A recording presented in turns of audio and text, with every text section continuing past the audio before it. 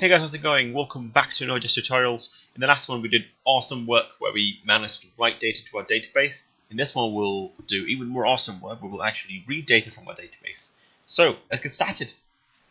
Right, so to read data from our database we need to use the model but not create an instance. So you only create a new instance when you want to save something, or you want to create a new record, but you don't create a new instance when you want to read data from our model. So all you have to do is you have to use that to read data, which is really simple.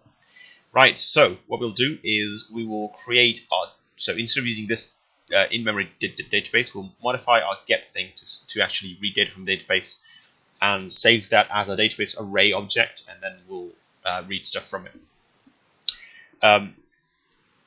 First of all, we'll go through it together, so nothing to worry. Let's create an array called database. This is a local database array, yeah, and set it to undefined for now, or just empty array actually, be more correct in terms of code. And let's now call Mongoose, so choice model dot find. It's just this basically. We're not going to pass any criteria or anything. We want to get everything from it, and then it has a callback function. So we say function error again, and then found data. And as usual, as always, we'll do if error. Oops. Console.log error. And we'll say res.status 500.send. So if an error happens, you always want to do this because, well, you might want to do more proper logging, but if an error happens, you want to set this data to 500 and then send 500, or you might want to handle it more gracefully or whatever, but yeah, this is it for now.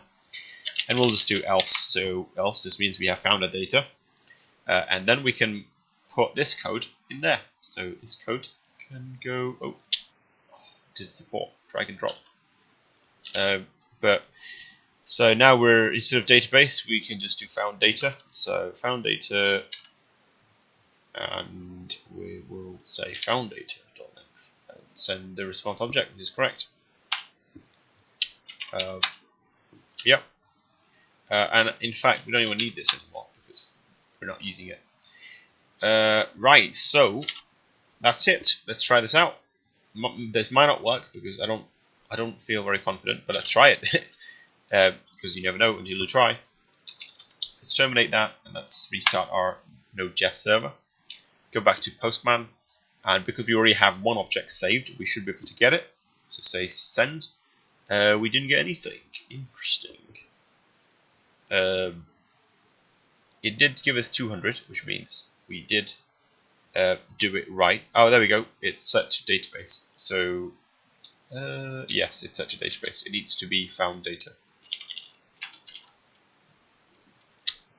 Quit that again. And give start.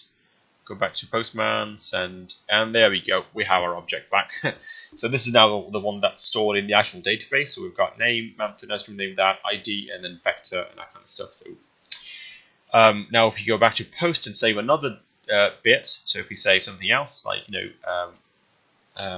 ice cream types vanilla, and I like vanilla as well, to be honest. So I'll save that as well, and I'll say chocolate, and I'll just assign a random name, Hobbit. I don't know.